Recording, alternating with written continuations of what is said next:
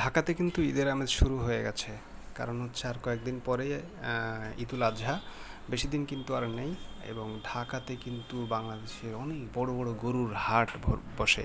তো এই মুহূর্তে আমি আছি বুড়িগঙ্গার যে তীর, বুড়িগঙ্গার যে একটা বেড়ি বাঁধ রয়েছে, ওই বাঁধের উপর দিয়ে দীর্ঘ একটা গরুর হাট রয়েছে। এটা বলা যেতে পারে যে পোস্তগোলা ক্যান্টনমেন্টের পর থেকেই এই বাজারটা শুরু হয়। তো দেখতে পাচ্ছেন যে কিছু গরু কিন্তু অলরেডি আনা শুরু হয়ে গেছে।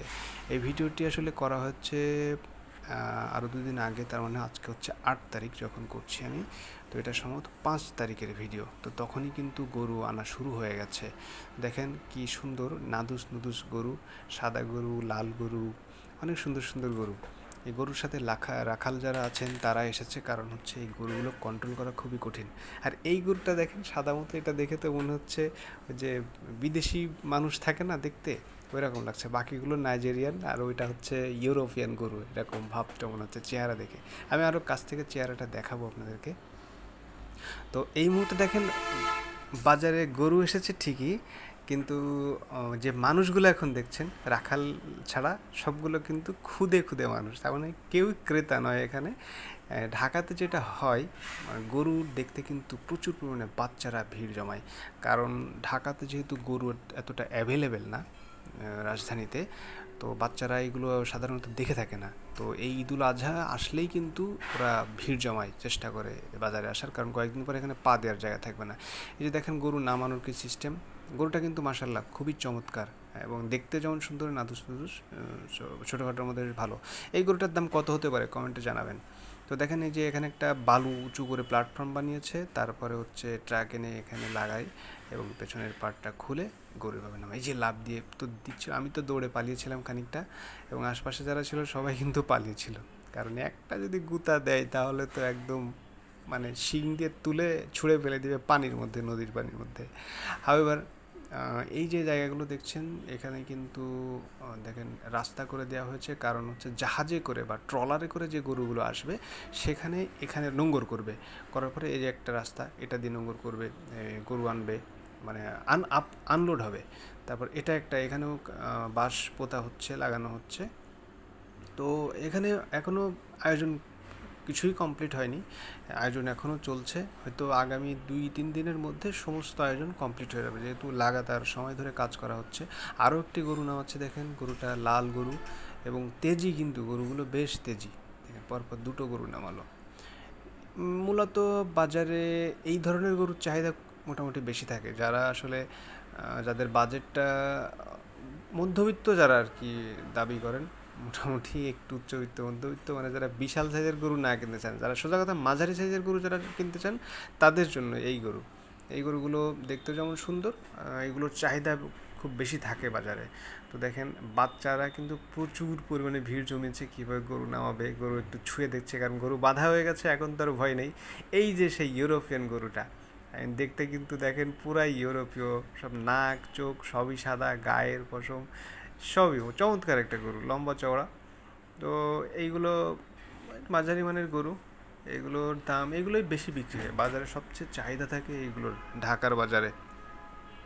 তো এটা হচ্ছে বুড়িগঙ্গার নদীর তীর ঘেঁষে এই হাটটা, গরুর হাট। এটা বিশাল একটা হাট হবে। এখন যে মানুষজন চলাচল করছে কিংবা যে গাড়ি চলাচল করছে না, এটা কোনোভাবেই আর সম্ভব হবে না। জাস্ট আর 4-5টা দিন পরে নো ওয়ে এখান দিয়ে মানুষ হাঁটবে যে ভয়ে ভয়ে থাকবে, কারণ কখন কোন দিক দিয়ে গরু কিনে নিয়ে আসবে আর পেছন দিয়ে গুতা একটা দিয়ে কোথায় উড়িয়ে মারবে তার কোনো ঠিক নেই। প্রতি বছর এরকম কিছু ঘটনা তো অবশ্যই ঘটে। দেখেন আসলে গরু এরকম কন্ট্রোল করার জন্য কিন্তু এটা হ্যাবিচুয়েট হতে হয়, যে কেউ কন্ট্রোল করতে পারে না। তো গরুর সাথে রাখালরা এসেছে, যেসব খামারে যারা আসলে গরু লালন পালন করে তারা সাথে এসেছে। দেখেন লাইট দিয়ে সাজিয়েছে, কিন্তু সন্ধ্যার পরে এই লাইটগুলো জ্বালিয়ে দেওয়া হবে এবং খুবই চমৎকার লাগবে। যে আপনি নদী দেখতে পাচ্ছেন, নদীর উপরে দুরন্ত শিশু কিশোরেরা ভিড় জমিয়েছে, ওর উপর হেঁটে বেড়াচ্ছে, এই লাইটগুলো সব জ্বালিয়ে দেওয়া হবে। এটা পুরো মিল ব্যারাক পার হয়ে প্রায় সদরঘাটের যে লঞ্চ টার্মিনাল রয়েছে সেই পর্যন্ত এই বাজারটা বিস্তৃত। তো ওখানেও একটা চেকপোস্টও আছে, যারা গরু নিয়ে যাবে ওখানে ওই যে একটা হাটের যে জমা দিতে হয় আর কি, যে খাজনাটা, ওটা একটা রিসিট দেয়, ওই রিসিটটা দেখে তারপর গরু বা ছাগল যেটাই হোক খাসি সেটা নিয়ে পার করতে হয়।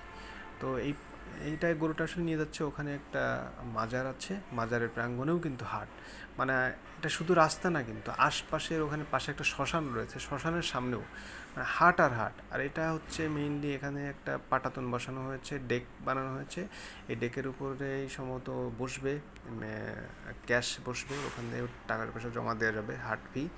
আর এই পাশেই কিন্তু বুড়িগঙ্গা। এই জায়গাটা আসলে খুবই চমৎকার। সামনে যে বস্তাগুলো দেখছেন ওগুলোর মধ্যে সম্ভবত গরুর খাবার রয়েছে। আর এই জায়গাগুলোতে কিন্তু যারা রাখাল আসে গরুর সাথে, যারা খামারিরা আসে, তারা এখানে টং করে থাকে এটার নিচে।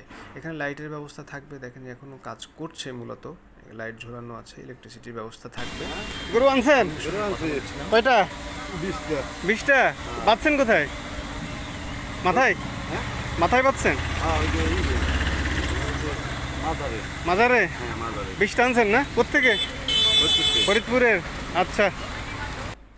তো একজন রাখালের সাথে আমি কথা বললাম, আপনারা শুনেছেন, তিনি 20টি গরু নিয়ে এসেছেন ফরিদপুর থেকে। মূলত বেশিরভাগ গরুই কিন্তু আসে ঢাকার কাছাকাছি যেসব জেলায় খামার থাকে সেখান থেকে, যেমন হচ্ছে ফরিদপুর থেকে আসে। তবে আমার পূর্ব অভিজ্ঞতা অনুযায়ী আমি দেখেছি সাতক্ষীরা থেকেও কিন্তু এখানে গরু আসে, মানে বাংলাদেশের অনেক প্রত্যন্ত অঞ্চল থেকেই আসলে এই শহরে গরু আসে। তো এটায় দেখেন এখনও কাজ চলছে, কাজ এখনও শেষ হয়নি। তো আমি এখন একটা পরিত্যক্ত জেটির উপর দাঁড়িয়েই মূলত আপনাদেরকে দেখাচ্ছি। দেখেন ওই যে দূরে লঞ্চ টার্মিনাল কিন্তু দেখা যাচ্ছে, ওটাই সদরঘাটের লঞ্চ টার্মিনাল। ওর কাছাকাছি পর্যন্ত এই হাটটা বিস্তৃত হবে।